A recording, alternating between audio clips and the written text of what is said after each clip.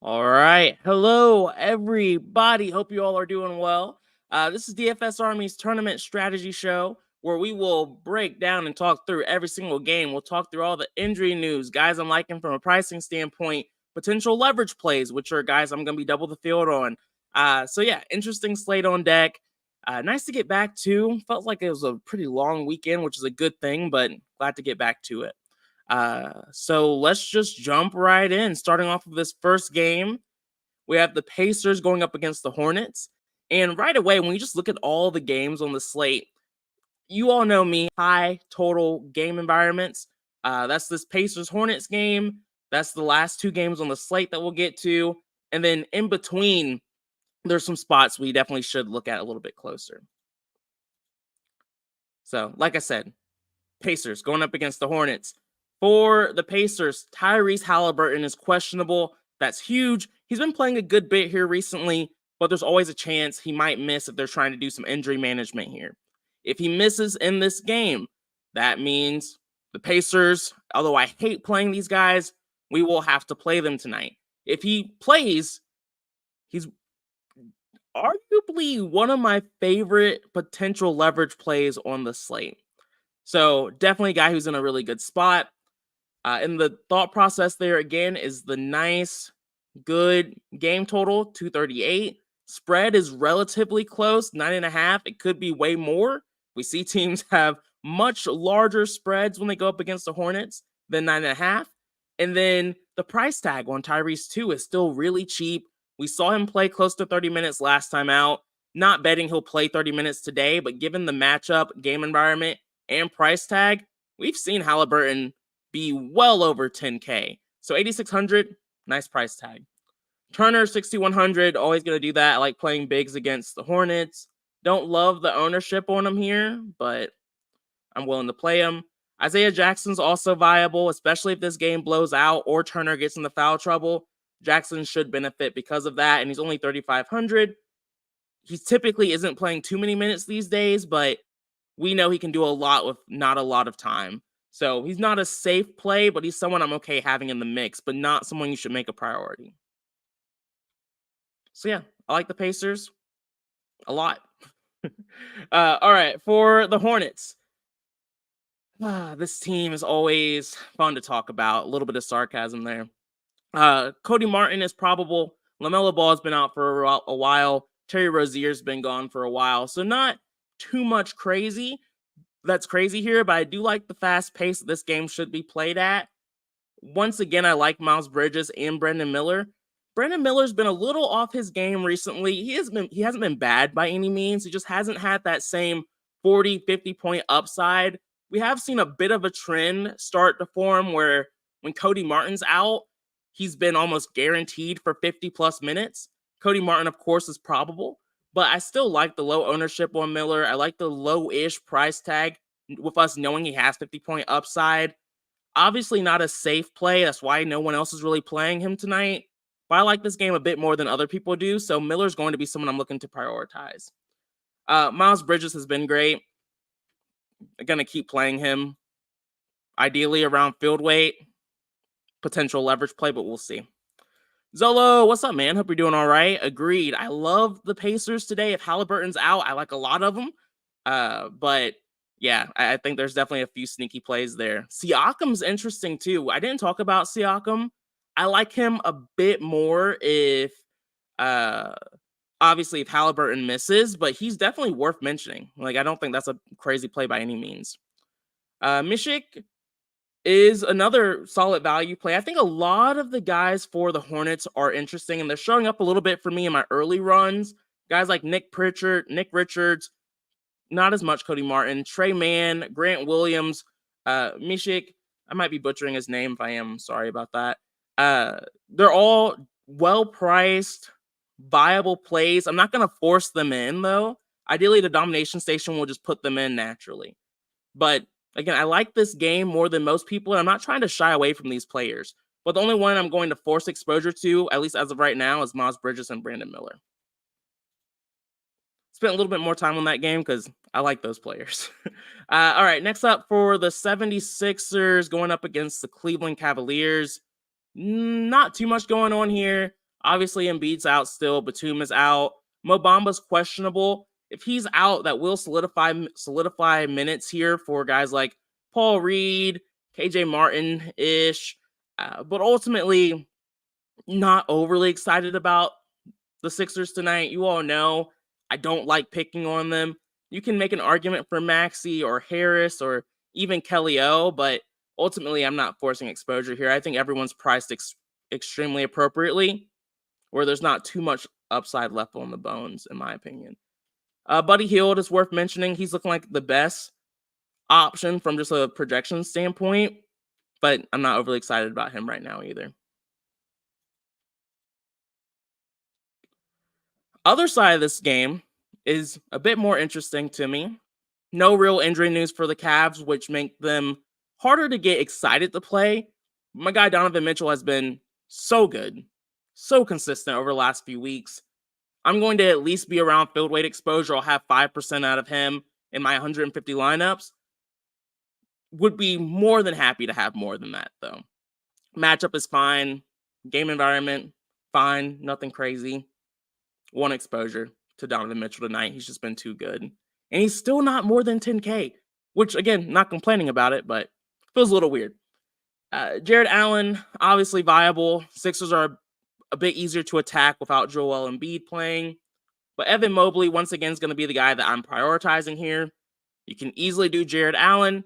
Evan Mobley stands out for me a bit more in our sim model, and matchup-wise and price-wise and ownership. So there's a lot of things here that are drawing me to Evan Mobley over Allen, but Allen's still just as viable. Outside of that, I'm not looking at any of the other Cavs. All right. Next up. Oh, what's up, Thomas? Hope you're doing all right. Jason, hope you all are doing well. I hope everyone enjoyed the Super Bowl. That overtime game was a little wild. I was hoping the Niners were going to win, but, can't have everything. Also, if you all are interested in the pre-lock show, that's much more execution focused. I'll just show what I'm doing on this slate. I'll have my mins. I'll have my likes. I don't really use dislikes too often. I'll have my maxes, all that stuff. Brandon, B-Dubs might be able to join as well. So always fun when that happens. If you're interested in that show, though, the link is in the description. Feel free to use promo code BOB for a 10% discount there. If not, that's okay too. But would love to have you there. Next up, we have the Spurs going up against the Raptors. Spurs are always a pain in the ass, but they have a good matchup tonight going up against the Raptors. This is a team I'd like to pick on a good bit this season, and I'm going to just keep doing that until they get better defensively. Victor Wembanyama, we've been on him since the beginning. I'm going to keep playing him in soft matchups, even hard ones sometimes, as long as his price works. 8,900, love Victor here. Fantastic spot for him. He's getting some decent ownership. I want to at least be around 15%. I don't think I'll be able to get too much leverage off of him tonight, but he's a really solid play. Devin Vassell is fine. He's been the consistent guard for the Spurs over the last few weeks. I always get nervous because you never know when that's going to change, but he's been consistent enough this season where I'm okay with it. He's looking super chalky. I'm not going to force him in. Ideally, I'll be around field weight exposure just because of the matchup, but I am a little nervous about this. The only guy I feel really good about is Victor. And that's just per usual. That's probably always going to be the case. You can look at other Spurs too, but I don't trust enough of them to really go deep here. I've been on the Sohan train for a while. That just hasn't been working out. So I'm going to hop off now, which means he'll probably go off tonight, but it's fine. I'm just not going to chase it. I'm just going to stick with Victor, and hopefully Vassell will show up a little bit too. For the Raptors tonight, no, we can pick on the Spurs when it comes to defense. Raptors are healthy, though, and they're all priced where they should be, in my opinion. So there's not too many spots where I feel like people are significantly mispriced here. Scotty Barnes is the priority for me. This is mostly a sim model lean. Sim model liked Scotty Barnes a good bit, so he stood out for me, and he's going to be the one that I prioritize here. If RJ Barrett, if Quickly, if Jakob Poeltl, if they show up naturally, I'm totally fine with that, but I'm not going to force them in. Gary Trent Jr. is okay at 4,200, but again, not excited enough about these guys to force exposure, but I do like the matchup. I do like the game environment. And I think the price tags are fine enough for them to be viable DFS plays. So hopefully they show up, but that's more of a trust the optimizer situation for me. All right. Bulls against the Hawks. For the Chicago Bulls, we are looking pretty healthy once again. Kobe White is probable. Tory Craigz is probable. Alex Caruso is questionable. Patrick Williams is out. Zach LaVine's been out. All that stuff. And because of some of the injury news here, and because of the soft matchup against the Hawks, I feel like we've really been bullying them here lately. Just playing guys against them, and it's been going pretty well. You're seeing a lot of ownership on the Bulls too.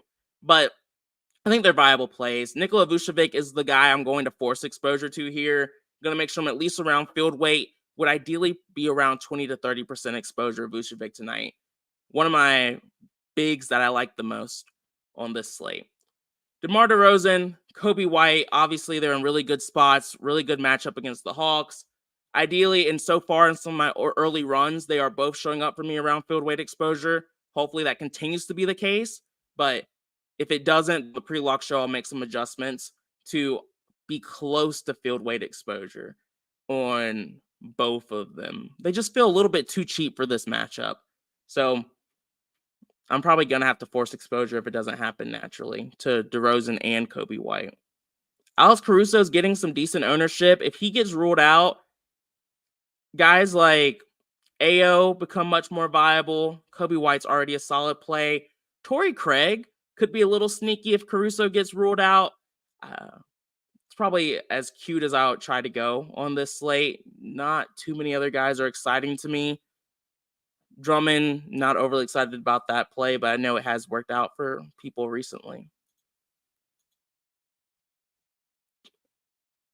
All right. For the Hawks, DeAndre Hunter is available. Bruno Fernando is probable. Patty Mills is doubtful. Wesley Matthews is out. None of that really matters for me on this slate. If the game total was higher, I would be willing to force exposure to Trey or Murray or Johnson, but ultimately the Bulls played a pretty slow pace. Not expecting too much upside. It wouldn't shock me if one of these guys went off, but not a game I'm trying to force exposure to. And so I'm not going to force exposure to these guys unless it just happens naturally.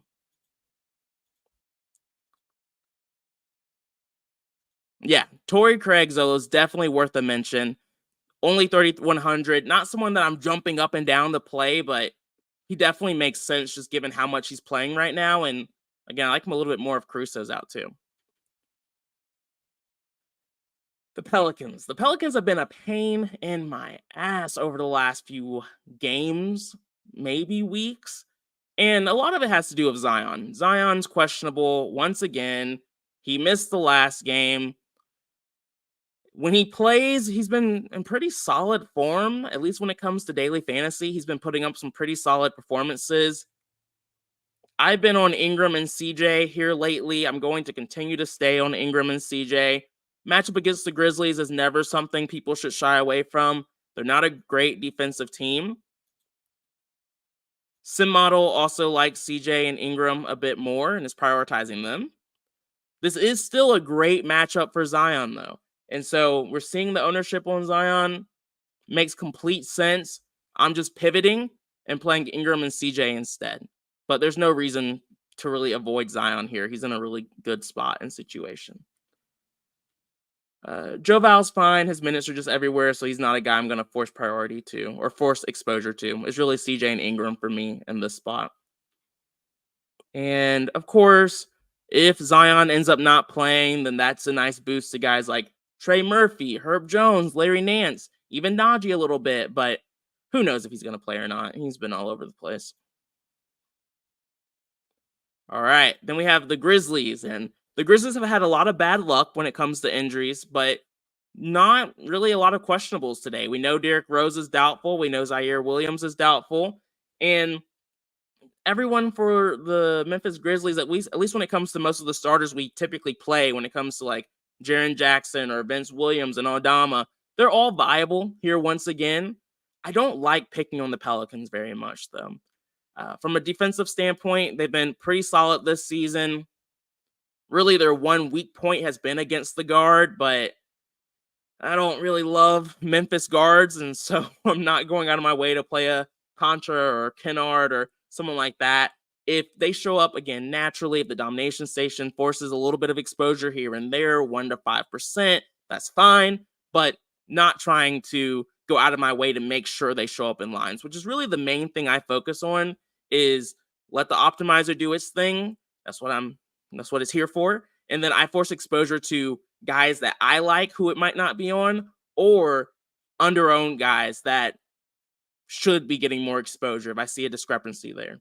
So for me, Memphis tonight, no one really falls into that category, but there's not, I mean, if you're looking at Jackson, Williams, Aldama, they're fine. Contra's okay. Scottie Pippen, don't love, but, still viable as like a last piece.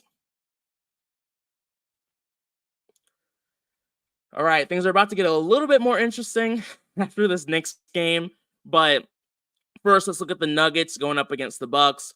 For the Nuggets, Michael Porter Jr. is questionable.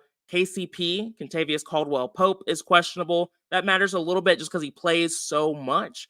If KCP's out, that makes other options more viable. It solidifies things a bit for MPJ and Aaron Gordon from just like a usage rate standpoint. But then it also makes guys like Brown, sometimes Watson, even they utilize Reggie a little bit more too when KCP is out, just slightly more viable. It just opens up the rotation a bit more.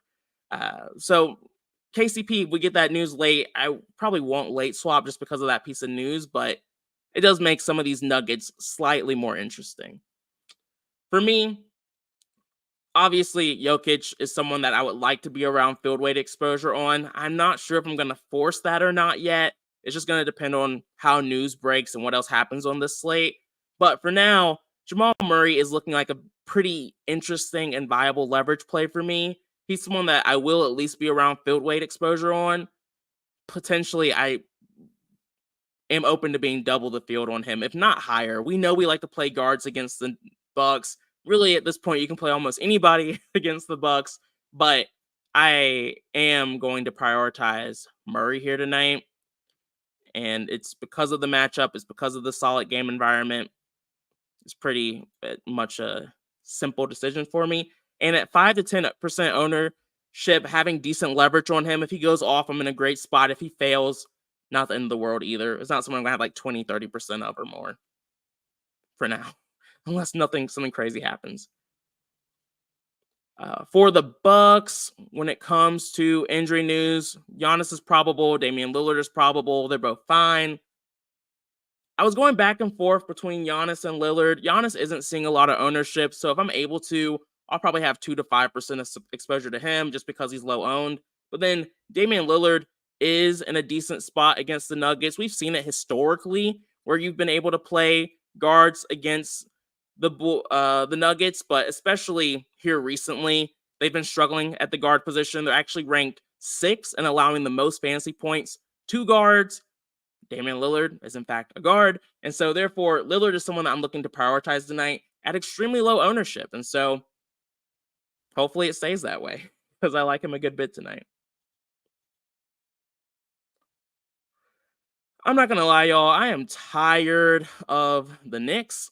I feel like they're on every slate, and we've been playing them for what feels like forever to me. But they're here, so we have to talk about them. When it comes to injury news, Isaiah Hartenstein is questionable. That matters a lot. He's a starting center for them. He's been playing solid minutes here lately, so if he doesn't play, things get a little bit messy here. Jericho Sims is probable, so if Isaiah doesn't play, I do expect Jericho to start, but they could switch things up and surprise me here. OG's been out for a couple of games now. Randall's going to be out for a while. Mitchell Robinson's been out for a while. So there's definitely some viable and interesting scenarios for the Knicks if injury news breaks the right way. For instance, if Hartenstein doesn't play. But as of right now, I'm not looking to prioritize the Knicks tonight. If Isaiah's out, I am a bit more interested in Precious. But again, the matchup against the Rockets aren't great. This game has the lowest game total on the slate. And so this is not a situation I'm trying to force exposure to unless news makes it to where I basically have to take some shots. For the Rockets, huge news. Alperen Şengün, if he is out, he's currently listed as questionable. If he doesn't play, it makes some of these other Rockets a bit more viable. We did see Jeff Green start last game when he didn't play. I think we would expect Jeff Green to start once again. Wouldn't shock me, and I think we should expect Jock Landale to see a few extra minutes as well. But really, if Şengün gets ruled out, I'm playing guys who see increases in usage. So guys like Jalen Green become a bit more interesting to me. Jabari Smith becomes a bit more interesting to me. And Dylan Brooks a little bit, but not really. I'll also just dig a little bit deeper into that situation if it starts to look like he might actually not play tonight. But that's more of a wait and see approach for me. OS says Santi Aldama. Aldama's fine. OS, I'm not trying to... He's not one of my favorite plays. He's not someone I'm trying to force exposure to, but he's a viable play for me on this slate. But yeah, the Rockets could get interesting, but ideally, Şengün plays and I can just pretend like this game isn't happening. Is my ideal scenario. For the Wizards going up against the Mavericks, this is the highest total game on the slate.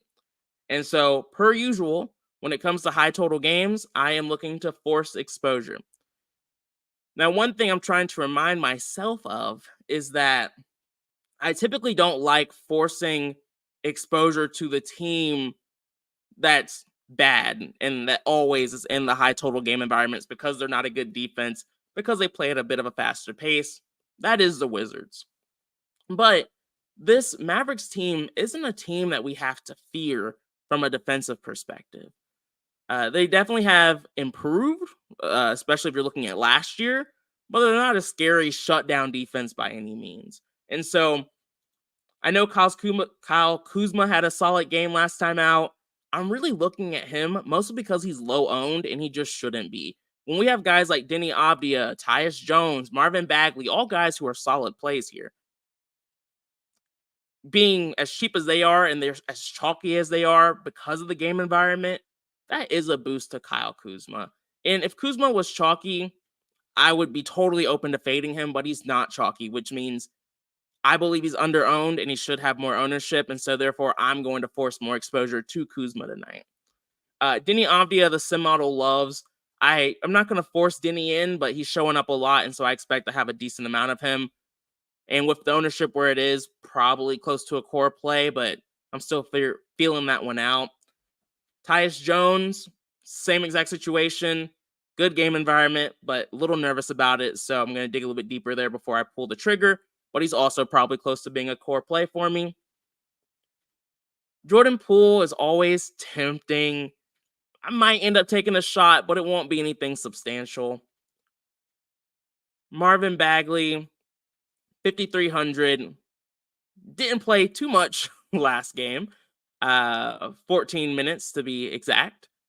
That makes me a bit nervous. I need to dig a little bit deeper and see what happened there. Maybe that was just because it was the first game, trying to give him a little bit more run. But I didn't look at that situation too close yet, so we'll see. It might be missing something. We'll talk about him on the pre-lock show. And then I know we've seen some circumstances where Bilal has gone off recently. He's okay, but again, not guys I'm looking to prioritize. The only guy I'm looking to force in as of right now is Kuzma. Avdia will show up by himself. Jones will show up by himself. Bagley will show up by himself. I might take a shot on Poole, but we'll see. The Mavericks are interesting. Obviously, I'm forcing in Luka here. He's the thumbnail. Favorite pay-up option on the slate. Gonna be at least around field weight exposure, ideally over the field, but we'll see where ownership actually ends up landing when we get closer to lock. That might not be possible if he ends up being 25, 30% owned. I can't make him a core play, at least not in my opinion on this slate, because there are other options I want to have some exposure to. Kyrie Irving, 8,800. Good game environment, but what makes me nervous about Irving is just at 8,800, he's been lacking a little bit of the upside I would like to see ever since he's returned. He's still seeing 47, 51-point performances, which are solid. At 8,800, on a slate like this, we want him to score around 52 points for us to have a chance to end up in the Nuts lineup. And he's had performances close to that. The game against Brooklyn last week, scored 51 fantasy points. Definitely possible. And in a soft matchup against the Wizards, increase in likelihood that that could happen. So I'm fine with Kyrie Irving.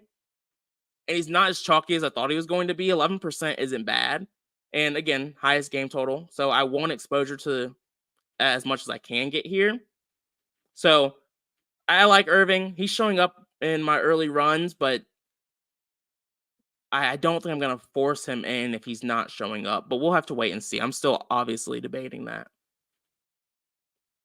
But Luka's the obvious guy. He's the guy that I'm just going to force exposure to here pretty much no matter what. And then outside of that, I don't love Josh Green or Derek Jones or Maxi Kleba. They're just not guys I'm trying to force in. Tim Hardaway coming off the bench, not a big fan of that. So it's really just Doncic and ideally Irving will show up close to field weight exposure for me. All right, second highest total game on the slate. We have the Warriors going up against the Jazz. Not too much injury news that makes things interesting for me. But this is a good game environment. Like I said, second highest game total on the slate and a very close spread. We don't see this often where we have close spreads when it comes to teams playing against the Jazz, but I appreciate it when we see it. You all know I don't love playing Golden State just because they can be a bit volatile, but Stephen Curry at 1% ownership is a little wild to me in a game environment that's the second best on the slate. So I'm going to force him in. Kuminga's been in solid form. He has a great matchup. He's 7,100. Playing him at least around field weight exposure. Willing to force exposure to those two. Brandon at 6K, not a priority for me. Draymond Green. Good old Draymond trying to sneak his way back into being chalky. Typically, Draymond does not do well when he's chalky. But he's 5,900. He's projecting extremely well. He's showing up in a lot of my lines. I am going to limit him, so he's not going to be in 100% of my lineups, but I am okay being slightly above the field. If his ownership stays around 28%, ideally I'll be around 50% exposure, maybe even 60, but I'm still going back and forth on where I want to limit that. I think you can take a shot on Andrew Wiggins here. He's been a little all over the place from a performance standpoint. Ultimately, I haven't pulled the trigger on that yet because there's just other spots I like more, but he's worth mentioning. Thomas said Gafford revenge. Not wrong. Let me see. Have we seen? How much did Gafford play in that last game? Yeah, the hard part of a lot of these guys who've been traded, he did a lot of good work against OKC in only 17 minutes. It's just he isn't seeing too much run yet. So it's hard for me to be overly optimistic about that situation, you know? But it is a revenge game, a pretty early one, too. All right. So, yeah, I like the Warriors, but I'm only forcing in Curry and Kuminga. Probably going to have to limit Green a little bit, but still over the field. And then for the Jazz, they have a nice matchup going up against the Warriors. Ultimately, for me, when it comes to this Utah Jazz team, I usually like to take a shot on Lauri Markkanen. This is a pretty solid matchup for him. He's only 5% owned. He's really just been lacking a bit of upside. I know I've been playing him here recently. Didn't do great against Phoenix. Did do well against OKC. Has a bit of a pattern going. One good game, one bad game, one good game, one bad game. Matchup is solid, like I said, against the Golden State Warriors. They're giving up the fourth most points in the NBA to versatile forwards. And so that does keep me interested in him. Sim Model is not a fan, though. Sim Model does not like Lauri Markkanen tonight, which is what's giving me pause here. I usually am a bit more excited to play him in a spot like this, but the Sim Model doesn't always know everything. So if I can force exposure to be at least around field weight, I'll be comfortable. But he is towards the bottom of my priorities, where if because of the settings I have and the amount of players I'm forcing exposure to, if he's one of the guys I can't get to, then so be it. And then Walker Kessler is looking pretty chalky on this slate. It's again because of the good matchup. He's shown a good amount of ceiling here recently. Minutes have been more consistent over the last few games. We're seeing at least 20 points every or 20 minutes every game, which we couldn't say beforehand. At 5K, it's worth the risk, and given the matchup, worth the risk. But it's also a very viable fade. If you feel like today is going to be the day they cut back on his minutes once again, you can do that. At 30% ownership, there's definitely a case to be made for fading. You can make the exact same case for Keontae George and Chris Dunn. Personally, I like Walker Kessler. I plan on being at least around field weight exposure on him, if not higher. He could potentially be a core play for me tonight, but I'm going to try and make sure that doesn't happen just because I don't trust him quite enough for that. And then Keontae George is someone I'm comfortable seeing show up.